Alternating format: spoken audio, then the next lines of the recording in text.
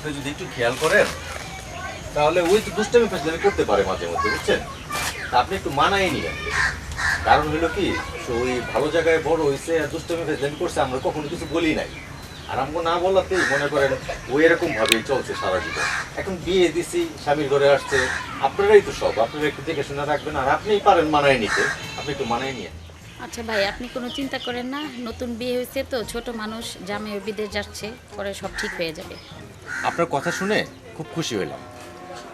ওই ছোট মানুষ, একটু মানায় নিয়েন। ভাই আপনি কোনো চিন্তাই করেন না, আমার কথা শুনলেই হলো, আমি মানায় নিব। ভাবি, কথা শুনবে না মানে? যদি তোমার কথা না শোনে তাহলে আমাকে অথবা ভাইয়াকে ফোন দিও। তুমি বিদেশ যাচ্ছ সেটাই যথেষ্ট, তোমাকে আর ফোন দেওয়ার দরকার নেই। এখানে বড় ভাবি আছে, বড় ভাবি সব সমস্যার সমাধান করবে, আর আমাকেও ফোন দেওয়া লাগবে না। আমাকে নিয়ে এত গবেষণা? আমার জামাই বিদেশ যাইতেছে, আমি ভাবিরে বৈশা বৈশা খাইতে দেবো? বিদেশে যাও, তারপরে মজা বুঝাবো। ভাইয়া আপনি কোনো টেনশন করেন না, যা কিছু হবার ভাবি দেখবে। আর আমি দুবাই বসে আপনাকে ফোন দেবো। হ্যাঁ, ফোন কিন্তু অবশ্যই দিবা।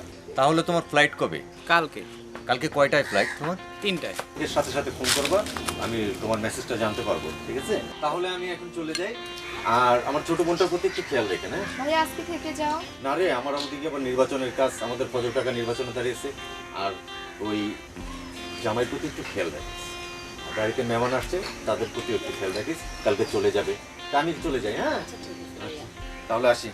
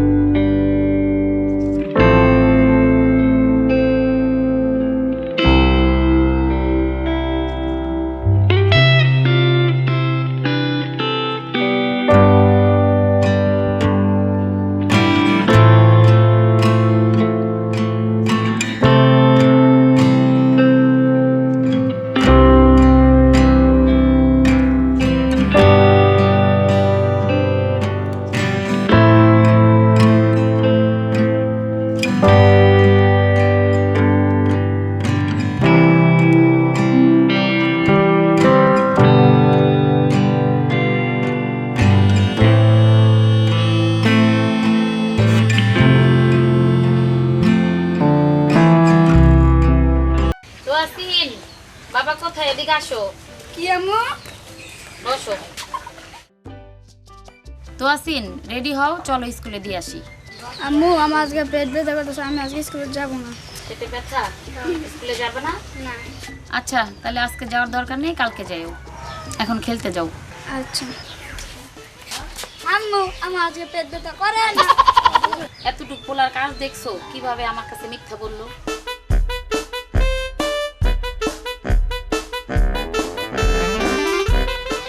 ভাবি শোনো, আজকে আমি রান্না করতে পারবো না, কারণ আমার এই হাতে পায়ের নখগুলো নষ্ট হয়ে যাচ্ছে, আর আগুনের কাছে থাকতে থাকতে আমার স্কিনটাও কালো হয়ে যাচ্ছে। আর তুমি তো জানোই যে তোমার দেওয়ারের সাথে আমার ভিডিও কলে কথা বলতে হয়, তো ও যদি দেখে আমি কালো হয়ে গেছি তাহলে আবার অন্য মেয়ের দিক তাকাবে না। তো তুমি একটু ম্যানেজ করে নিও, হ্যাঁ, রান্নাটা করে নিও। প্রত্যেক দিন তো তোর একই কাহিনী, আমি কি প্রত্যেক দিন তোকে রান্না করে খাওয়াবো? আমি তোমার ছোট যা বোনের মতোই তো, তাই না? একটু মিলাইয়া চলবা, তা তো পারতেছো না, শুধু ঝগড়া করতেছো। তুই প্রতিদিনই এক কথা কস, আমি তোরে রান্না করে খাওয়াইতে পারবো না। তুই রান্না করলে করবি, না করলে নাই। আমি তোর বাড়ি চাকর না। আমি কি তোমাকে বলছি নাকি চাকরানি? হ্যাঁ, তাহলে প্রত্যেক দিন তুই রান্না করতে গেলে একটা একটা অজুহাত দেখাস, প্রত্যেক দিনই দেখাস, আর তুই তো শুধু মেকআপ নিয়ে বসে থাকিস। তোর ঢং দেখলে বাঁচি না। ঢং দেখে বাঁচি না? আমার জামাই এত টাকা ঢালতেছে সংসারে, আর হ্যাঁ আমার একটু রান্না করে খাওয়াইতে পারবে না, যত সব।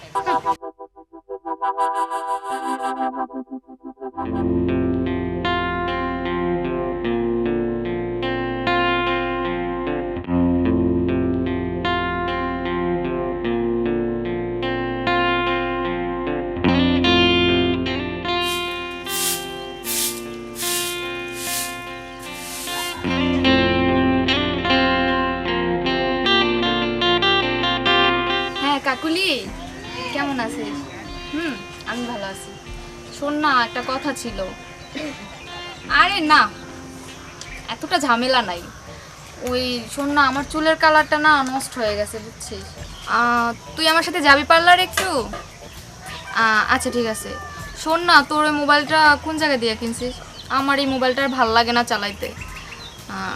আচ্ছা ঠিক আছে, হ্যাঁ আমার একটা নিতে হবে রে।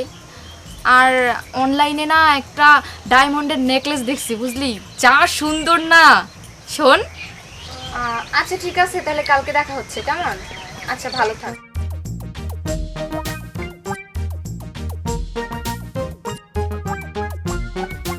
সাল নাই কুত্তার বাগানাম, 2 দিন হয় নাই মোবাইল কিনছে, আবারও মোবাইল কিনবো। জামাই বিদেশ কি কষ্ট করে ইনকাম করে এটাও বুঝে না। আর গর্গের ঠিক নাই, এদিক দিয়ে ভাঙ্গা ওই দিক দিয়ে ভাঙ্গা, ঘুমাইতে পারে না, বন্ধু বান্ধব নিয়ে ঘুরে বেড়ায়। কালকে থেকে আর কোনো কাজ করবো না, রান্না বাড়া নাই, কিচ্ছু নাই, কোনো কাজই করবো না। তরিকা সংসারে কাজ, আমি সংসারে কাজ করবো না।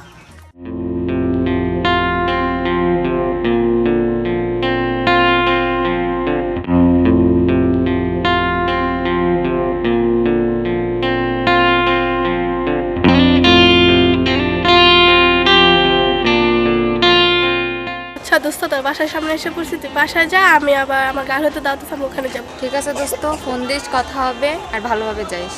আচ্ছা যাই তাহলে।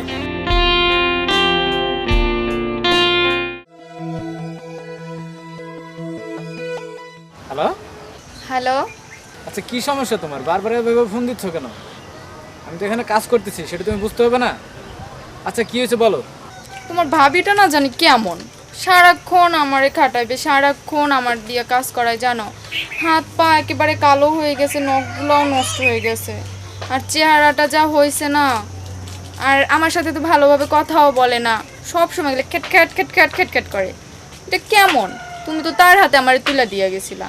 আচ্ছা বাদ দাও, শোনো না, তুমি এই মাসে যে টাকা পাঠাইছো না, ওটা শেষ হয়ে গেছে। একটু বেশি করে টাকা পাঠাইতে পারো না? এই মাসে না টাকা পাঠাইলাম, আবার টাকা কেন? আর আমার মোবাইলটা না চেঞ্জ করতে হবে, মোবাইলটা আমার ভাল লাগতেছে না।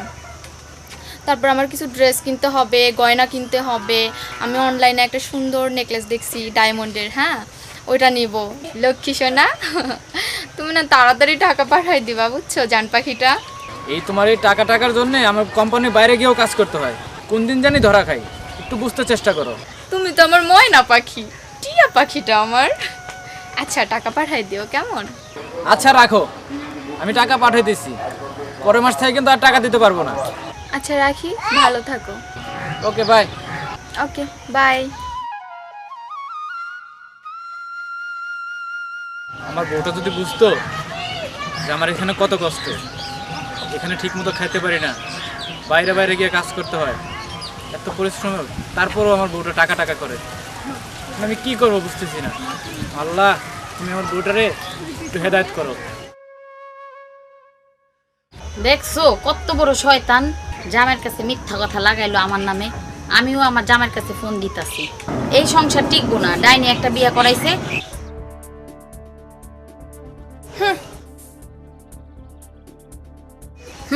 ঢং দেখে বাঁচি না। জমিদারের মেয়ে পানিটা গরম করবে সেটাও পারে না, মরার চুলাটাও জ্বলে না। মা বিবি বলছিলাম দেখা শুনে বিয়ে করাই, একা একা কেউ করে বিয়ে করে নিয়ে আসলো। ফকিন্নির মাইয়া খাটায় মারলো আমারে। কি আমি ফকিন্নির মাইয়া? তুমি কোন জমিদারের মাইয়া? হ্যাঁ, আমার জামাই বিদেশ থেকে টাকা পাঠাইতেছে আর তুমি এখানে বসে খাইতেছো আর ফুলতেছো। যত সব। কি যত সব? তোর জামাই টাকা পাঠায়, আমার জামাই টাকা পাঠায় না। আর আমি খাইয়া খাই মোটা হইতাছি, তুই দিয়ে হাত্তি হইতাছ। কি আমি খাইয়ে খাইয়ে আত্তি হইতেছি? নিজের দিকে একটু তাকাও, দেখো নিজেকে। আর তোমার জামাই কিসের টাকা পাঠায়? এখন আমার জামাই টাকা পাঠায়, ঠিক আছে? আর আমার জামাই টাকায় সংসার চলে। কি তোর জামাই টাকা পাঠায়? 2 দিন হয়েছে তোর জামাই গেছে, আমার জামাই 6 বছর ধরে আমার এই সংসারটা বাঁচায় রাখছে। আর শুক্রে 8 দিন হয়েছে এই বাড়িতে আইছো, এখনই মাতবরি করতাছ। 2 দিন পরে তো আমাকে বাড়িতে বাইর করে দিবি। তোমার জামাই যখন টাকা পাঠাইছে তখন আমি ছিলাম না, আর আমি তোমার জামাইয়ের টাকা পয়সা খাইও নাই। আমি আমার জামাই টাকা পয়সা খাইতেছি, আর এখন দেখতেছি আমার জামাই আমার সংসারে এত টাকা পাঠাইতেছে। আমাদের কি একটা ভবিষ্যৎ নাই? তুমি তো সব উড়াইতেছো। আমার হাতে কোনো টাকা পয়সা দাও, গোপনে গোপনে পাঠায়, গোপনে গোপনে রাইখা দাও।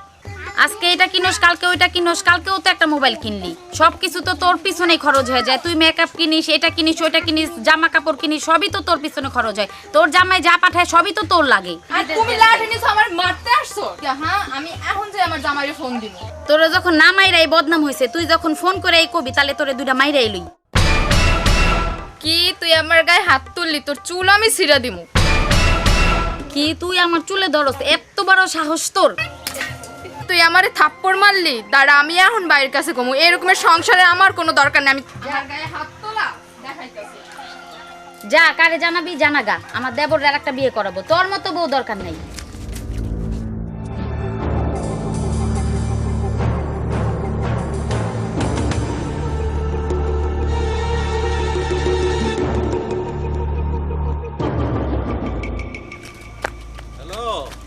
ভাই তুমি কই? তাড়াতাড়ি আসো এই বাড়িতে, আমারে নিয়ে যাও। আমি এই সংসারে আর থাকবো না। কি রে, কি হইছে?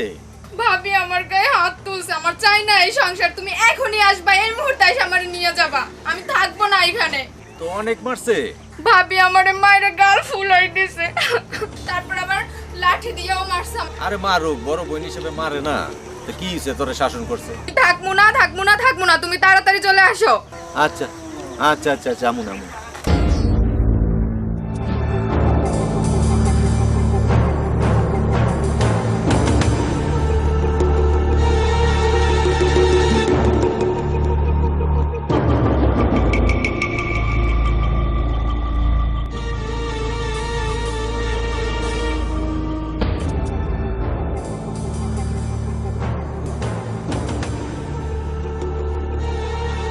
এই ডাইনির সাথে জীবনেও থাকবো না, সংসারই করবো না এই ডাইনির সাথে। দাঁড়া বোন, দাঁড়া, যাইস না। শোন শোন, দাঁড়া, যাইস না। আই দুজনে মিল্লা জিল্লা সংসার করি, থাকবো না। মতো সাজাই।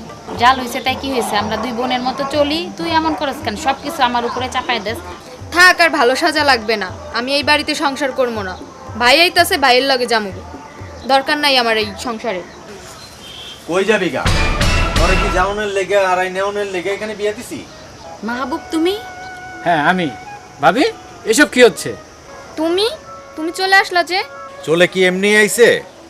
ও এই যে বেশি টাকা কামাইতে গিয়া এই কোম্পানির বাইরে গিয়া ও কাজ করতো।